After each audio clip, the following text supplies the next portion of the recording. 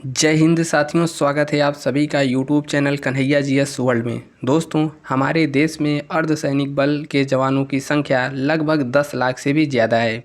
इनमें से अलग अलग फोर्स में जवान शामिल होते हैं, जैसे BSF, CISF, CRPF, ITBP, NSG, SSB, Assam rifle, तटरक्षक बल और भी यहाँ पर शामिल होते हैं।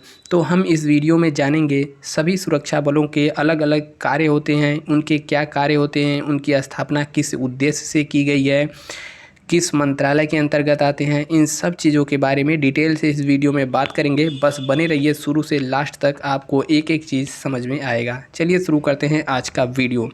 और दोस्त, यदि आप चैनल पे पहली बार विजिट कर रहे हैं तो सब्सक्राइब वाला बटन है, इसको भी दबा देना है और दबाने के बाद बेल आइकन पर दबाकर ऑल वाले सेक्शन पे क्लिक कर लेना है। वीडियो को लाइक करके नीचे प्यारा सा कमेंट भी करते रहना है। चलिए शुरू करते हैं। देखिए, पहला जो यहाँ पर सुरक्षा बल है वो इसका नाम है सीआरपीएफ, यानी कि सीआरपीएफ का फुल फॉर्म होता है सेंट्रल रिजर्व पुलिस फोर्स, यानी केंद्रीय रिजर्व पुलिस फोर्स। इसकी स्थापना की बात करें तो 1939 ईस्वी में ब्रिटिश काल के दौरान इसे स्थापित किया गया था। उस समय इसका जो फुल फॉर्म था वह दूसरा था।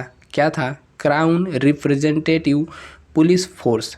और लेकिन भारत के स्वतंत्र होने के बाद 1949 ईस्वी में इसका नाम बदल करके केंद्रीय यानी कि सेंट्रल रिजर्व पुलिस फोर्स कर दिया। यह गृह मंत्रालय के अंतर्गत कार्य करता है।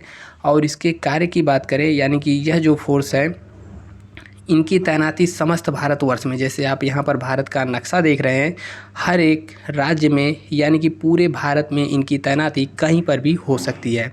इनके कार्य की बात करें तो अद्भुत क्षमता के कारण किसी भी शीघ्र आवश्यकता पड़ने पर इन बल के जवानों को बुलाया जाता है। एग्जाम्पल के तौर पर हम जैसे ले लें, किसी राज्य में चुनाव होना हो तो वहाँ पर किनकी ड्यूटी लगेगी? इन्हीं सुरक्षा बल के जवानों की ड्यूटी लगती है। इसके अलावा जितने भी लोकतांत्रिक संस्थान की सुरक्षा की जिम्मेदारी यही बल सुनिश्चित कराते हैं। इसके अलावा उग्रवादियों से निपटने के लिए सीआरपीएफ ही काम में आता है। आप देखे होंगे अक्सर यहाँ पर जो छत्तीसगढ़ और झारखंड, ये सब इलाका जो नक्सल प्रभावित क्षेत्र है, यहाँ पर सीआरपीएफ जवानों की तैनाती होती है। इसके अलावा कहीं पर भी अशांत क्षेत्र हो गया, दंगा भड़क गया, ठीक है, आतंकवादी हमला हो गया, तो इन सब से निपटने के लिए अशांत क्षेत्रों में इनकी तैनाती की जाती है।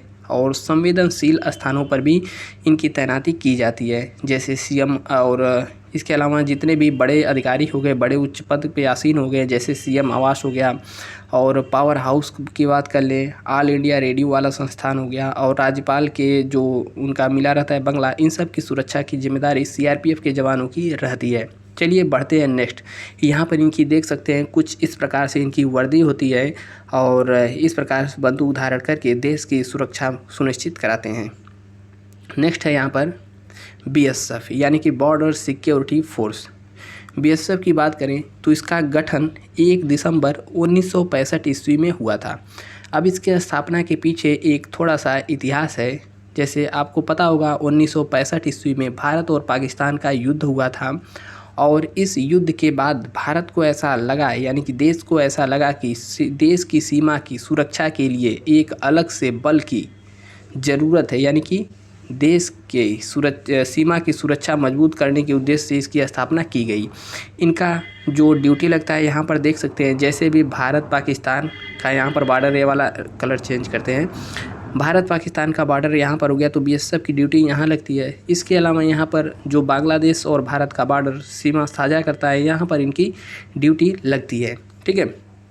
अब इनके कार्य यहाँ पर वर्दी देख सकते हैं, यहाँ पर सीमा है और यहाँ पर सुरक्षा बल के जवान अपनी ड्यूटी कर रहे हैं। लगभग 6385 किलोमीटर लंबी अंतर्राष्ट्रीय सीमा की सुरक्षित कराते हैं।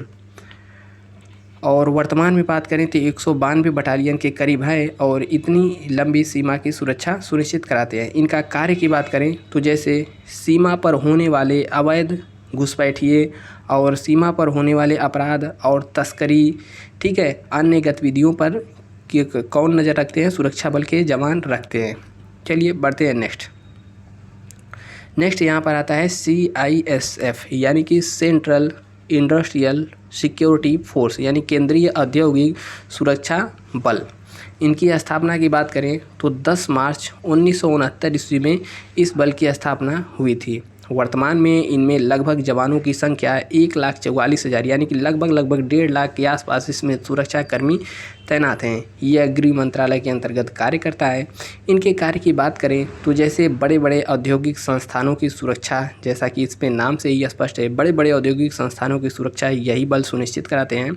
और इसके अलावा जैसे देश के महत्वपूर्ण संस्थान हो गए, जैसे हवाई अड्डा हो गया, इसके अलावा दिल्ली मेट्रो हो गया, बंदरगाह यानी कि पोर्ट हो गए, पोर्ट के अलावा जितने भी परमाणु संस्थान हैं उनकी सुरक्षा, और इसके अलावा सरकारी व गैर सरकारी गोपनीय कार्य, प्रेस नोट, इन सब में CISF की ड्यूटी लगती है। इनका ध्येय वाक्य संरक्षण और सुरक्षा। ठीक है, यहाँ पर वर्दी कुछ इस प्रकार से होती है, आप यहाँ पर देख सकते हैं। ठीक है, नेक्स्ट बढ़ते हैं हम ITBP यानी कि Indo Tibetan border police force.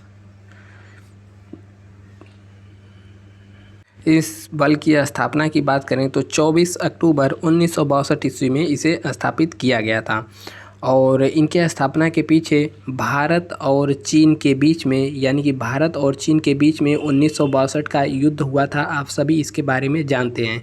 इसमें भारत को यह महसूस हुआ, यानी कि भारत ने देश की उत्तरी सीमाओं को सुरक्षा प्रदान करने के लिए इस बल का स्थापना किया गया। यहाँ पर देख सकते हैं भारत का मैप कुछ इस प्रकार से है, यहाँ पर थोड़ा सा गड़बड़ हो गया। ठीक है, इस प्रकार से भारत का मैप है।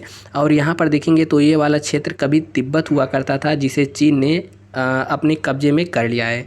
तो भारत और तिब्बत की बाउंड्री जहाँ जहाँ पर छूती है, तो इन सब वाले हिस्से में तिब्बत यानी कि ITBP के जवान को यहाँ पर तैनात किया जाता है। इन जवानों की बात करें तो 9,000 फीट से लेकर के 9,000 फीट की ऊंचाई से लेकर के लगभग 18,000 फीट की ऊंचाई तक घटते बढ़ते तापमान के बीच अपनी ड्यूटी और देश की सुरक्षा करते हैं। बढ़ते हैं नेक्स्ट बल के ऊपर। यहाँ पर इनका कुछ वर्दी इस प्रकार से होती है, आप देख सकते हैं। नेक्स्ट यहाँ पर है NSG यानी कि नेशनल सिक्योरिटी गार्ड्स, राष्ट्रीय सुरक्षा यहाँ पर गार्ड। ठीक है, इनके गठन की बात करें तो संसद के द्वारा राष्ट्रीय सुरक्षक अधिनियम, ठीक है, संसद के द्वारा राष्ट्रीय सुरक्षक एक्ट के अंतर्गत कैबिनेट सचिवालय द्वारा 1986 ईस्वी में NSG की स्थापना की गई। गृह मंत्रालय के अंतर्गत NSG भी काम करता है। इसके सदस्यों को ब्लैक कैट के नाम से भी जाना जाता है। ब्लैक कैट क्योंकि इनका जो वस्त्र होता है, आप देख सकते हैं पूरी तरीके से ब्लैक होता है, और नकाब वगैरह हर एक चीज़ ब्लैक होता है, इसीलिए इसे ब्लैक कैट के नाम से भी जाना जाता है।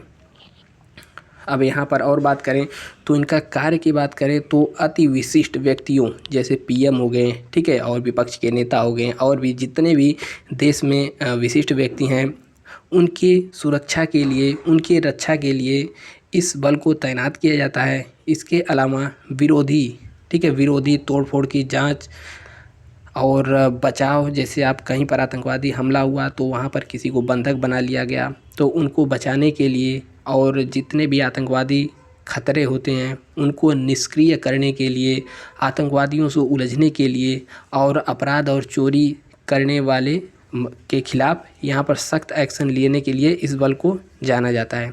और किसी भी जो विपरीत परिस्थितियाँ हो सकती हैं, यहाँ पर देख सकते हैं इनको, अगर किसी बिल्डिंग वगैरह है वहाँ पर आतंकवादी घुस चुके हैं, तो यहाँ पर कई बार देश में ऐसा हुआ है, उनको बिल्डिंग के ऊपर हेलीकॉप्टर की मदद से उतार दिया जाता है और ये अपने घटना को अंजाम दे देते हैं। और जितने भी नहीं, मतलब ऐसे जगह बम विस्फोट की सूचना मिलने पर उनसे निपटने के लिए, और IED होता है, इन सब से निपटने के लिए ये जो NSG के जवान हैं इनको लगाया जाता है। वर्तमान में बात करें तो लगभग 14,500 के आसपास यह जवान कार्यरत हैं। ठीक है, मिलते हैं नेक्स्ट वीडियो में। नहीं, बढ़ते हैं नेक्स्ट बल की तरफ, जिसका नाम है असम राइफल। असम राइफल यानी कि असम में इनका तैनाती होता है। गठन की बात करें तो 1835 ईस्वी में इसको स्थापित किया गया था। जब इसकी स्थापना 1835 ईस्वी में हुई तो इसे कछार लेवी के नाम से जाना जाता था। कछार लेवी के नाम से जाना जाता था, जिसका कार्य उस समय जनजातीय लोगों से ब्रिटिश बस्तियों और चाय बागानों को सुरक्षा प्रदान करना था। और 1971 में इनका नाम बदल करके आसाम राइफल्स कर दिया गया। और आसाम राइफल के बारे में जान लीजिए, इनको पूर्वोत्तर का प्रहरी भी कहा जाता है और पूर्वोत्तर लोगों का जो है मित्र भी कहा जाता है। इसके हेडक्वार्टर की बात करें तो बहुत से लोग आसाम में लगाएंगे, आसाम की राजधानी में लगाएंगे, जो कि गलत हो जाएगा। इसका हेडक्वार्टर है मेघालय की राजधानी शिलांग में। ठीक है, यहाँ पर हम आपको दिखाते हैं मैप में। देखिए यहाँ पर जो आसाम वाला क्षेत्र है, यह वाला, यहीं पे असम राइफल की तैनाती होती है। ठीक है, और हेडक्वार्टर कहाँ पर है? यहाँ पर मेघालय की राजधानी शिलांग में इनका हेडक्वार्टर है। बढ़ते हैं नेक्स्ट। SSB यानी कि सशस्त्र सीमा बल, इसका जो फुल फॉर्म होता है सशस्त्र सीमा बल। स्थापना कब हुआ था? स्थापना हुआ था 20 अक्टूबर 1963 ईस्वी में, और इस बल को भी भारत और चीन के युद्ध के बाद ही 1963 ईस्वी में स्थापित किया गया था। बल का प्राथमिक कार्य भारत में विदेशी खुफिया एजेंसी एवं एनालिसिस विंग यानी कि RAW के लिए सशस्त्र सहायता प्रदान करना था। ठीक है, आप यहाँ पर इनका वर्दी वगैरह इनको देख सकते हैं। सशस्त्र यानी कि शस्त्र के साथ यह अपनी ड्यूटी को निभाते हैं। नेक्स्ट यहाँ पर है भारतीय तटरक्षक बल। भारतीय तटरक्षक यानी कि इंडियन कोस्ट गार्ड की बात करें तो इसका स्थापना भारतीय समुद्र की सुरक्षा करने के उद्देश्य से 18 अगस्त 1978 ईस्वी को संघ के एक स्वतंत्र बल के रूप में संसद द्वारा तटरक्षक अधिनियम 1978 के जरिए इनको स्थापित किया गया था। कब? तटरक्षक अधिनियम 1978 के अंतर्गत। हेडक्वार्टर की बात करें तो इसका हेडक्वार्टर यानी कि मुख्यालय नई दिल्ली है। और कार्य की बात करें तो हमारे समुद्री क्षेत्र, इसके अलावा जो कृत्रिम द्वीप हो गए, अपतटीय संस्थान हो गए, ठीक है, और संरचनाओं की सुरक्षा प्रदान करना, इसके अलावा मछुआरों की सुरक्षा और समुद्र में संकट के समय सहायता करना, समुद्री में होने वाले तस्करी को रोकना और समुद्र में जान माल की नुकसान से सभी की सुरक्षा प्रदान करना इनका जो है प्रमुख कार्य है। नेक्स्ट बढ़ते हैं। यहाँ पर है BPRD मतलब bureau of police research and development.